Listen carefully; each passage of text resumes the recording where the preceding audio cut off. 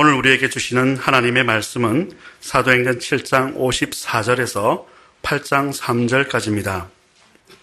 그들이 이 말을 듣고 마음에 찔려 그를 향하여 이를 갈거늘 스데반이 성령 충만하여 하늘을 우러러 주목하여 하나님의 영광과 및 예수께서 하나님 우편에 서신 것을 보고 말하되 보라 하늘이 열리고 인자가 하나님 우편에 서신 것을 보노라 한데 그들이 큰 소리를 지르며 귀를 막고 일제히 그에게 달려들어 성 밖으로 내치고 돌로 칠세 증인들이 옷을 벗어 사울이라 하는 청년의 발 앞에 두니라.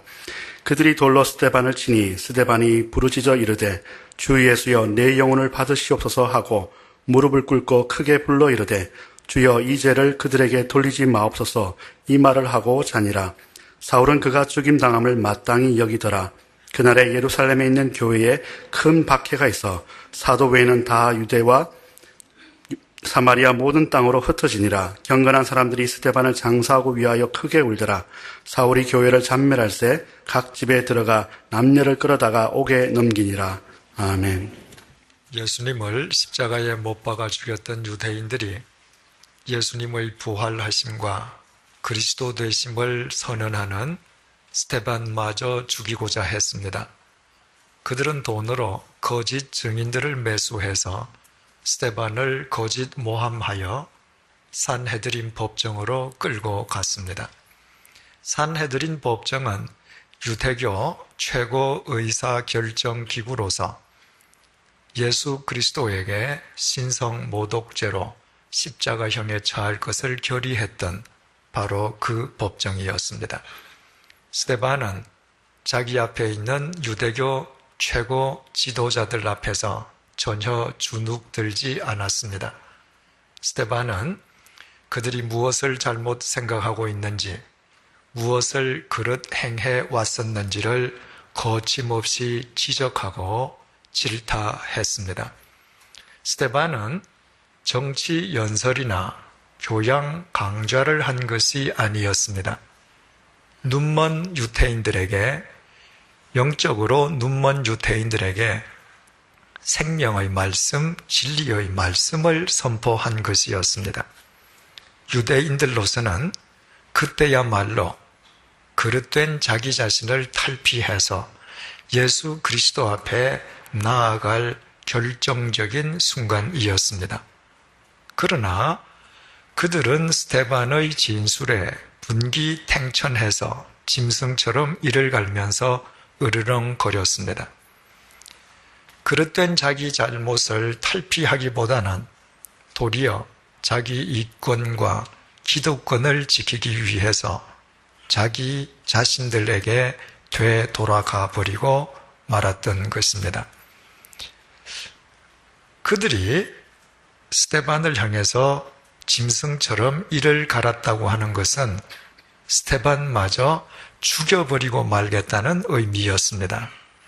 그렇다면 스데반은 그 순간 자기 육체의 생명을 지키기 위해서 자신에게 되돌아가 자기와 타협하며 자기 안위를 도모해야만 했습니다. 그러나 스데반은 결코 자기와 타협하지 않았습니다. 스데반은 보라 하늘이 열리고 인자가 하나님의 우편에 서신 것을 보노라고 선언했습니다. 스데반은 그 결정적인 순간에, 그 순간이 결정적인 순간이었기 때문에 그는 영원한 생명의 비상구이신 예수 그리스도만 바라보고 있었습니다.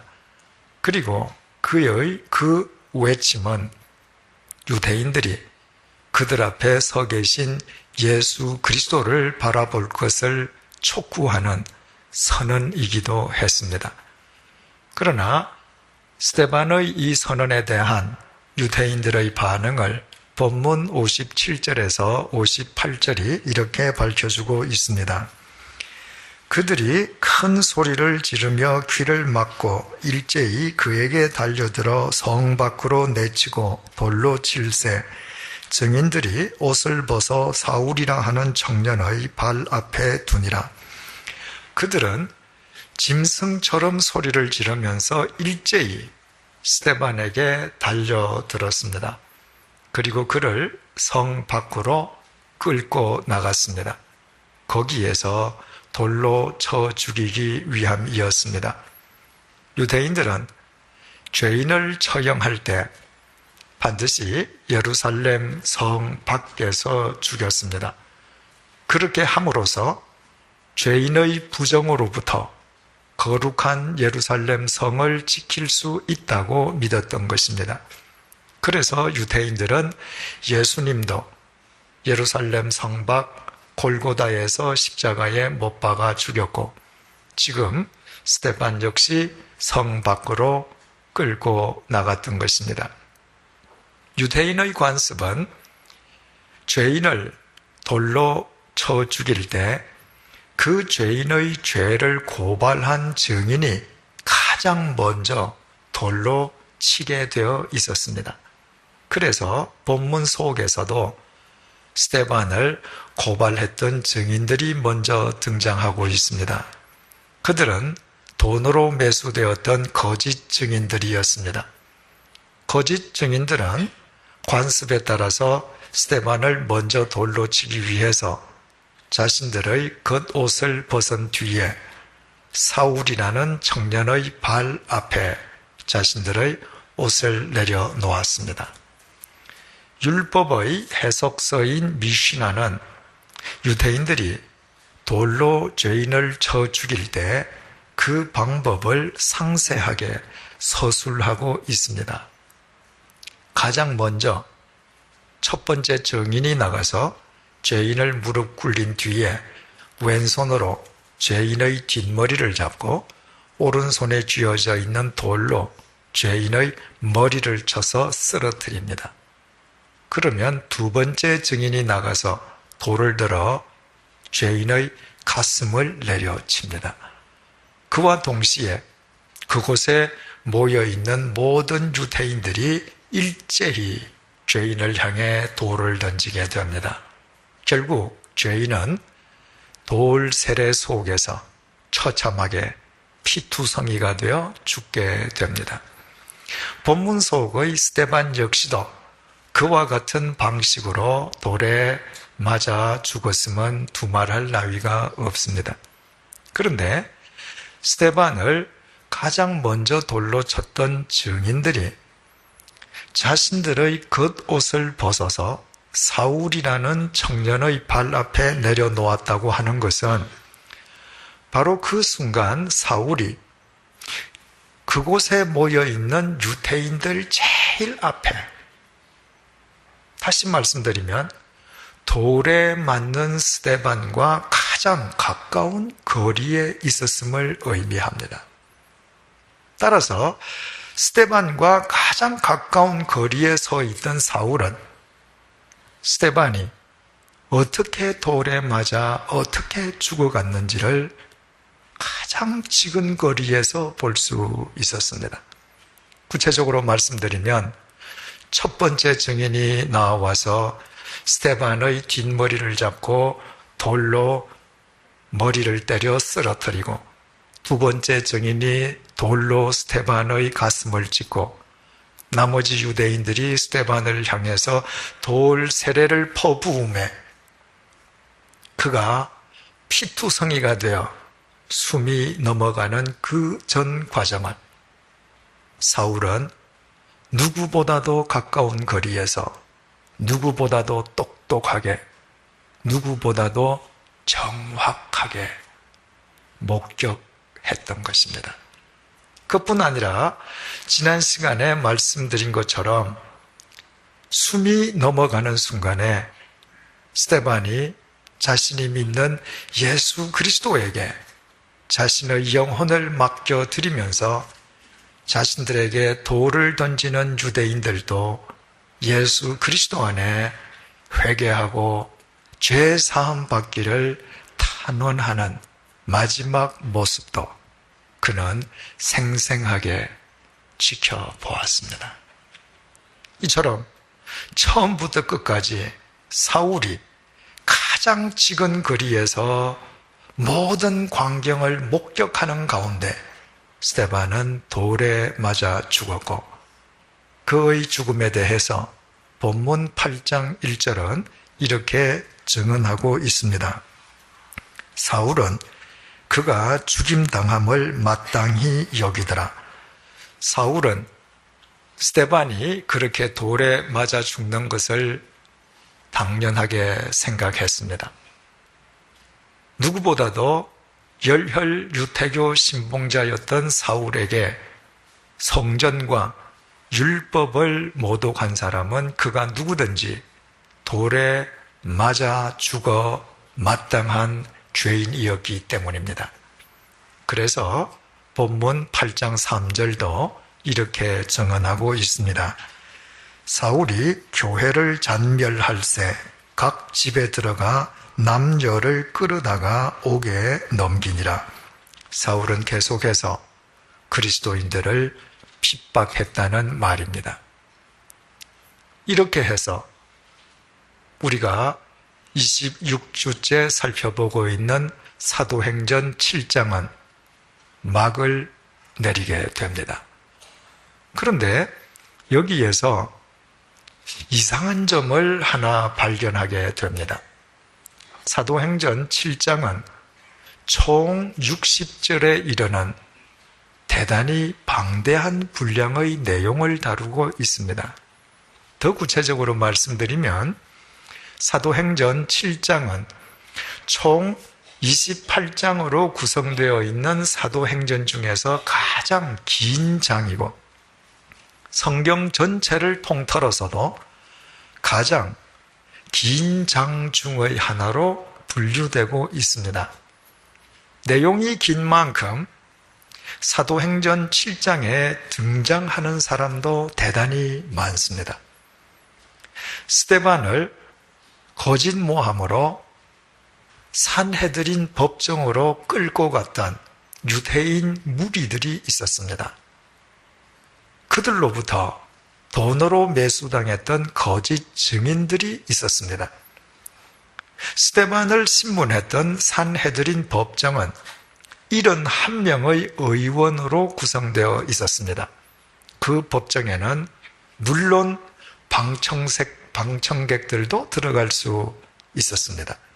따라서 스데반을 고발한 유대인 무리들, 거짓 증인들, 재판관들, 그리고 방청객들을 다 합치면 사도행전 7장에는 최소한 100여 명의 사람이 등장하고 있음을 알게 됩니다. 희한한 것은 모두 한 마음이 되어서 스데반을 죽였던 100여 명에 달하는 그 모든 사람들이 한결같이 익명으로 처리되어 있다는 사실입니다. 우리는 고발자의 이름도, 거짓 증인의 이름도, 재판관의 이름도, 방청객의 이름도 알지 못합니다. 사도행전 7장이 철저하게 침묵하고 있기 때문입니다. 더 희한한 것은 모든 사람의 이름을 가리고 있는 사도행전 7장이 유독 사울 한 사람의 이름만은 밝히고 있다는 사실입니다.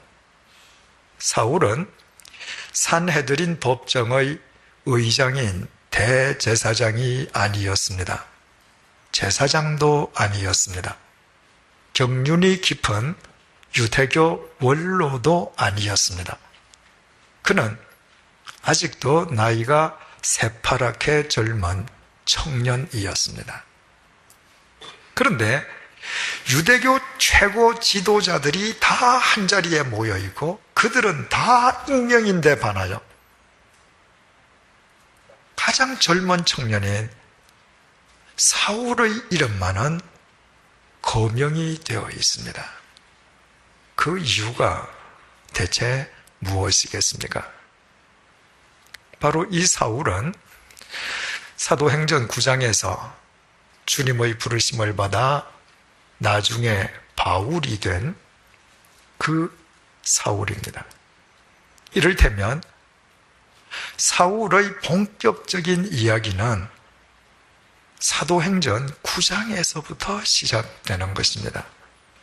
그런데도 왜 모든 사람의 이름을 가리는 사도행전 7장이 구태여 사울만의 이름은 밝히고 있겠습니까? 성경에서 사울의 이름이 처음 등장하는 사도행전 7장과 사울의 회심장인 사도행전 9장 사이에는 사도행전 8장이 들어 있습니다. 사도행전 8장은 사도행전의 카메라가 잠시 사마리아에 초점을 맞추고 있는 내용입니다. 따라서 사울 개인의 행적을 추적하면 오늘의 본문은 사도행전 9장과 직결되게 됩니다. 이 사실을 알면 왜 본문 속에 유독 사울의 이름만 밝혀져 있는지 그 까닭을 알게 됩니다. 스데반의 죽음이 사도행전 9장에 나타난 사울의 회심에 결정적인 영향을 미쳤기 때문입니다. 스데반이 예수 그리스도에 대한 신앙을 지키기 위해서 돌에 맞아 죽는 광경을 가장 지근 거리에서 직접 목격했다고 하는 것은 사울에게는 엄청난 충격이었습니다.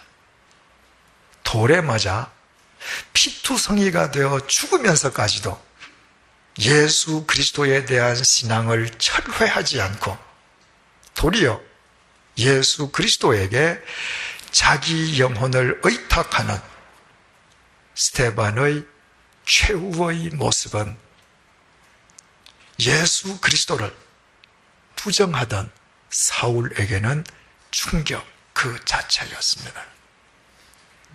사울은 자신이 부정하는 예수 그리스도를 위해서 이 세상 누군가가 그토록 장렬하게 죽으면서까지도 신앙의 정절을 지킬 수 있으리라고는 상상도 해본 적이 없었던 것입니다. 그래서 본문 8장 1절과 3절의 증언처럼 사울은 스데반이 그렇게 돌에 맞아 죽는 것을 마땅하다고 생각하고 그동안 해오던 대로 관성의 법칙을 쫓아서 그리스도인들을 핍박하긴 했지만 그러나 돌에 맞아 죽으면서까지도 예수 그리스도에 대한 신앙을 지켰던 스데반의 최후의 모습은 사울의 마음속에 이 세상 그 무엇으로도 지울 수 없는 깊은 영상으로 새겨졌습니다.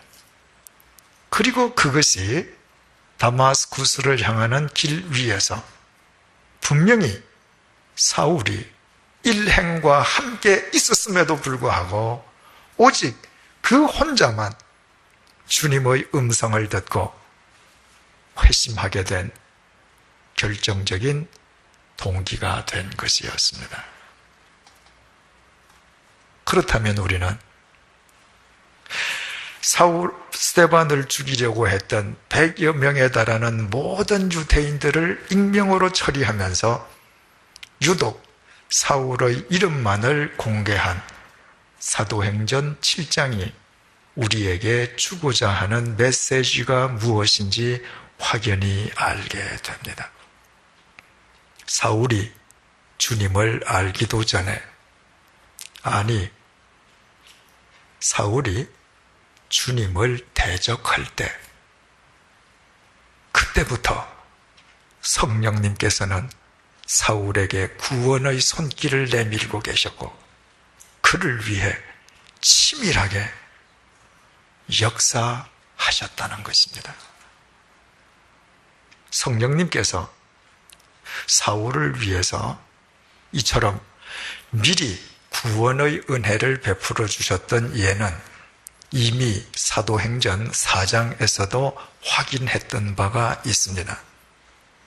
사도행전 4장 32절에서 37절은 초대교회 교인들이 아무도 자기 재물을 자기 것이라 주장하지 않고 모두 유무상통의 삶을 살았음을 전해주고 있습니다. 그런데 그 해당 본문은 그토록 아름다운 삶을 살았던 초대교회 교인들의 이름을 모두 익명으로 처리하고 있습니다. 그런데 거기에서도 유독 한 사람, 바나바의 이름만은 밝혀져 있습니다.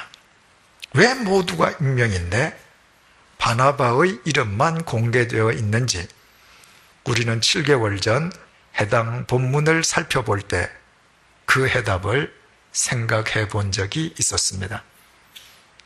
사울이 다마스쿠스를 향해 가던 길에서 주님을 만났습니다. 다마스쿠스에 입성한 사울은 예수님께서 그리스도이심을 전파하기 시작했습니다.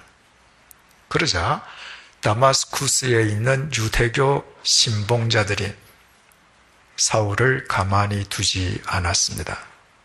그들이 보기에 사울은 유대교를 배신한 배교자였습니다. 그래서 그들은 사울을 죽이려고 했습니다.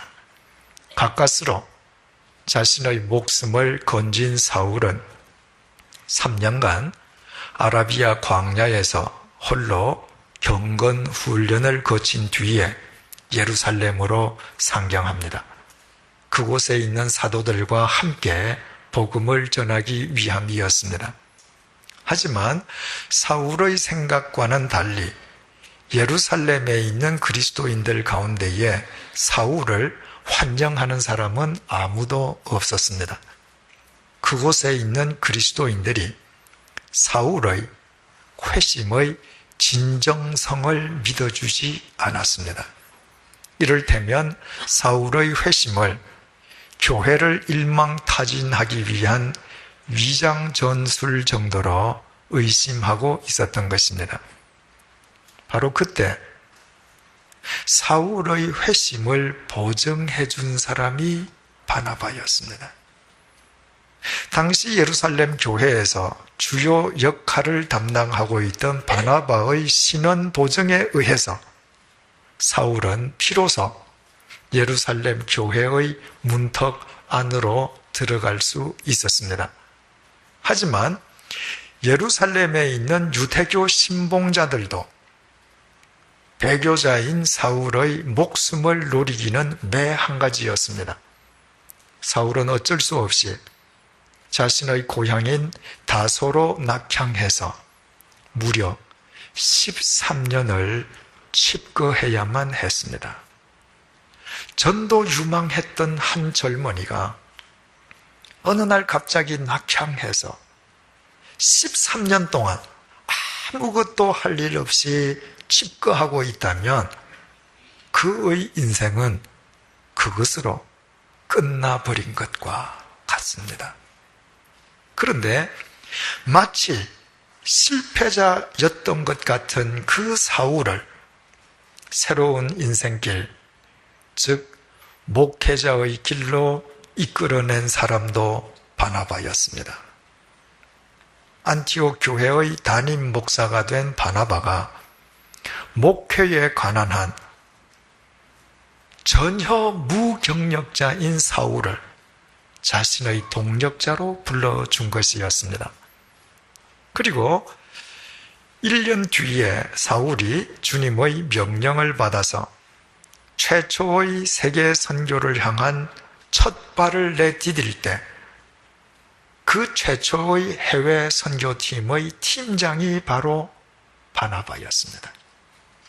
이처럼 바나바는 사울의 인생에서, 그것도 사울의 인생 중 가장 중요한 길목에서마다 사울에게 없어서는 안 될 절대적인 존재였습니다. 만약 사울의 인생 무대에 바나바라는 사람이 등장하지 않았던들, 오늘날 우리가 성경에서 만나게 되는 사도 바울은 만나기 힘들었을 것입니다. 사도행전 4장 해당 본문이 모든 사람은 익명으로 처리하면서도 바나바의 이름만을 거론했던 것 역시 오늘의 본문에서와 똑같은 이유에서였습니다. 사울이 주님을 알기도 전에 주님을 대적할 때 그때 이미 주님께서는 사울의 인생 앞길에 그를 위한 바나바를 예비하시고 포진시켜 주셨음을 일깨워 주시기 위함이었습니다. 이와 같은 사실은 성령님께서 사울 한 인간을 구원하시기 위해 얼마나 치밀하게 역사하셨고 얼마나 오래전부터 역사하셨는지를 알게 해줍니다. 나중에 주님을 만난 사울이 이 모든 사실을 뒤늦게 깨닫게 되었을 때 그의 심정이 어떠했겠습니까?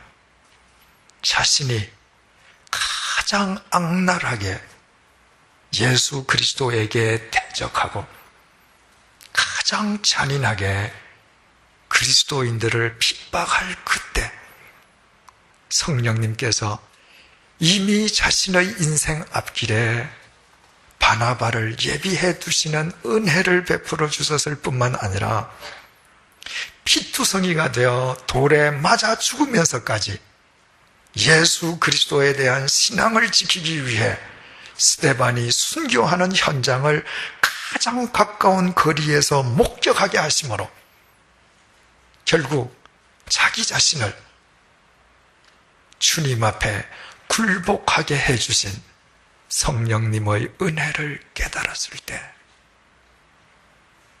그가 어찌 자기 자신의 삶을 주님께 온전히 맡겨드리는 사도 바울로 살아가지 않을 도리가 있었겠습니까?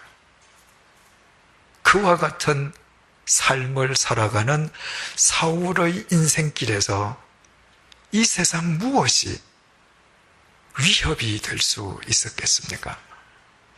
이 세상의 가난도, 기근도, 핍박도, 환난도, 심지어는 참수형까지도 바울에게는 위협이 되지 않았습니다.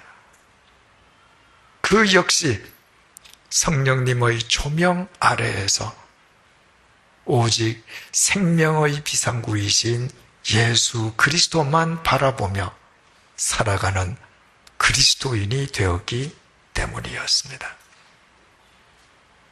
중요한 사실은 사울이 주님을 대적할 때 그의 인생 앞길에 바나바를 예비하시고 스데반의 순교 사건을 통해 그에게 구원의 손길을 내밀어 주셨던 성령님께서 우리가 믿는 바로 그 성령님이시라는 사실입니다. 오늘은 2000년 전 초대교회에 임하셨던 성령님을 기리는 성령 강림주일입니다.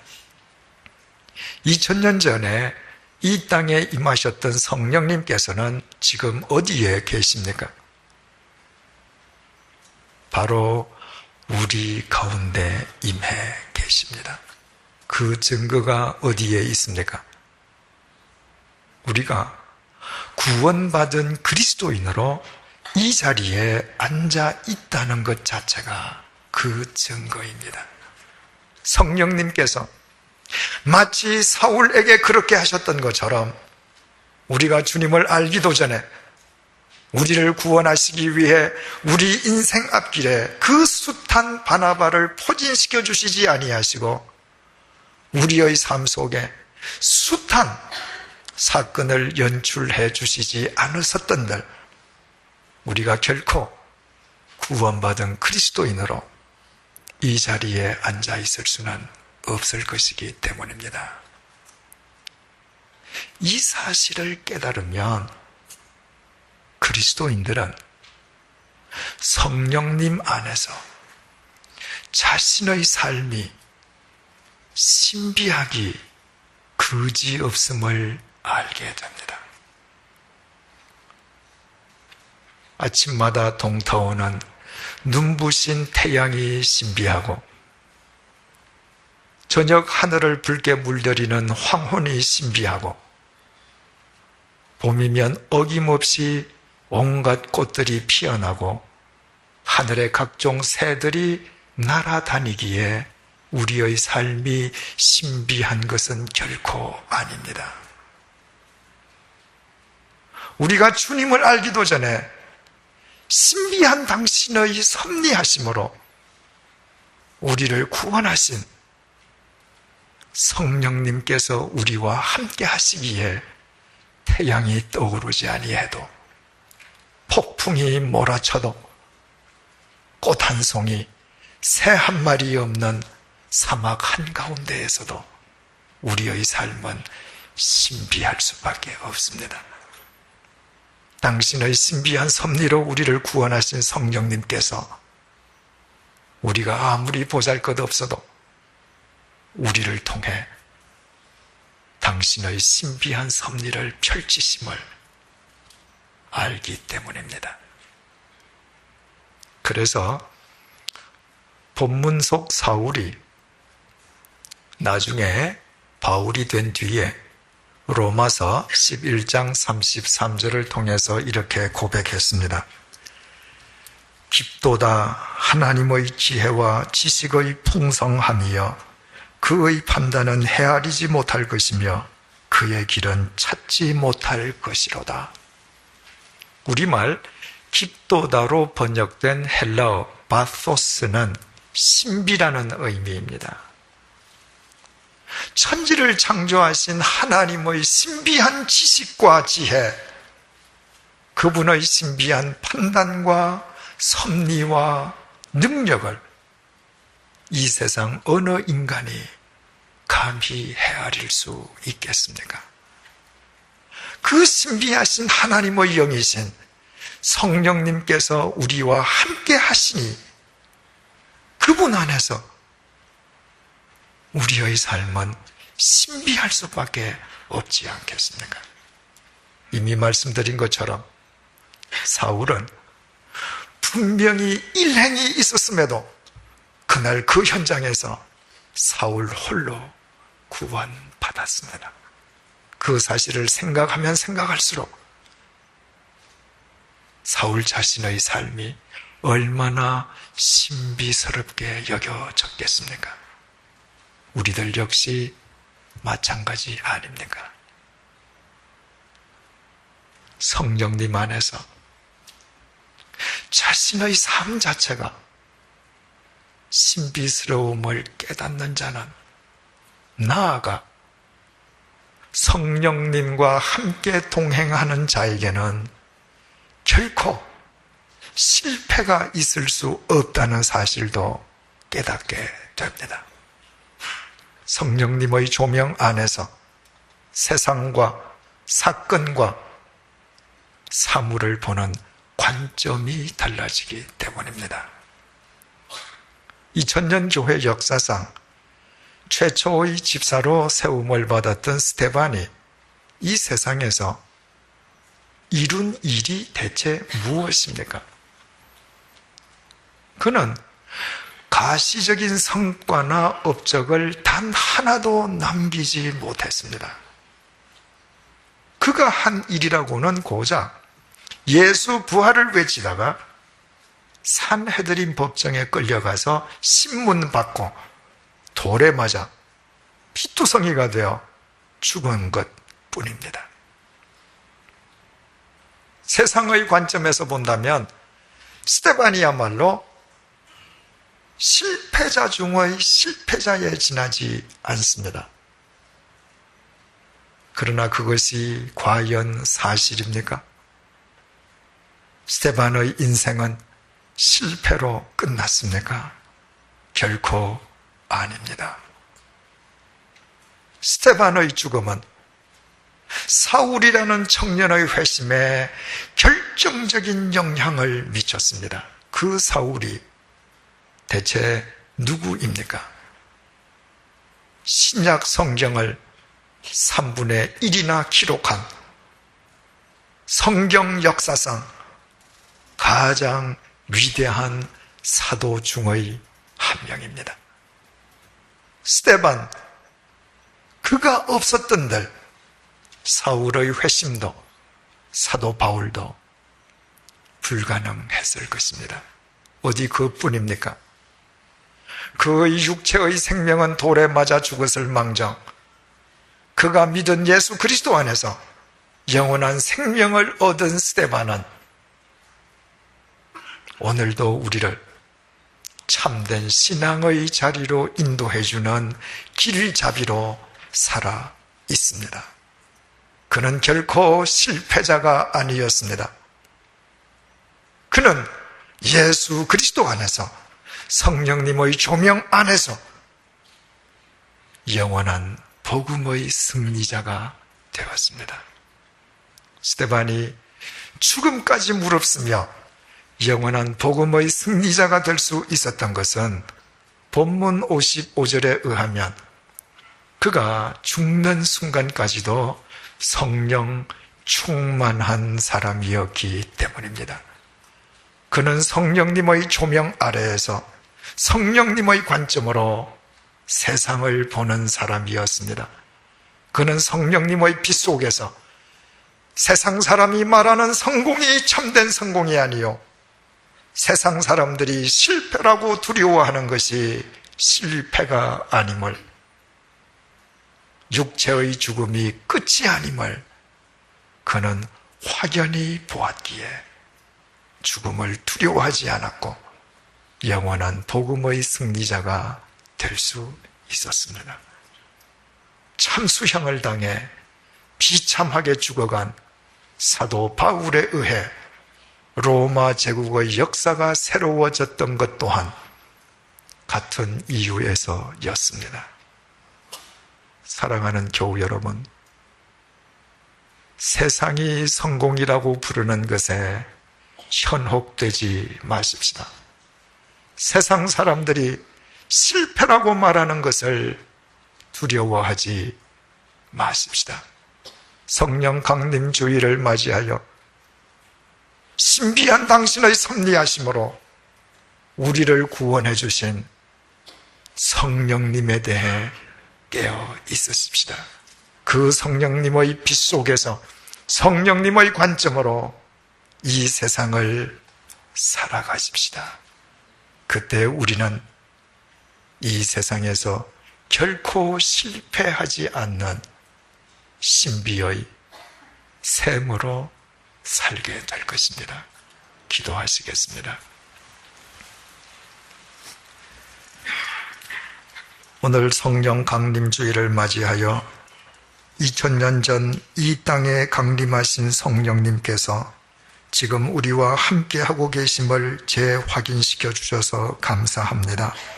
시간과 공간을 초월하는 신비한 능력으로 우리를 구원하신 성령님께서 우리와 함께 계심에 우리의 삶 자체가 신비의 샘이 되게 해 주심을 감사합니다. 세상이 성공이라 부르는 것에 현혹되지 말게 하시고 세상이 실패라고 부르는 것으로 인해 두려워하거나 좌절하지 말게 도와주옵소서. 성령님과 함께하는 자에게는 결코 실패가 있을 수 없음을 언제 어디서나 기억하며 살아가게 하여 주옵소서. 스데반을 돌로 쳐 죽이고 바울을 참수형에 처한 사람들이 보기에는 스데반과 바울이 비참한 실패자에 지나지 않았지만 실제로는 그들이 영원히 죽은 영원한 실패자요, 스데반과 바울은 영원한 생명을 누리는 영원한 승리자가 되었음을 잊지 말게 하여 주옵소서. 성령님의 조명 안에서 우리의 관점이 바뀌게 도와주시고 우리의 생각과 판단이 달라지게 인도하여 주옵소서. 그리하여 매일 신비의 샘으로 엮어지는 우리의 삶을 통해 이 세상 많은 사람들이 영원한 생명수를 맛보아 알게 하여 주옵소서. 예수님의 이름으로 기도드립니다. 아멘.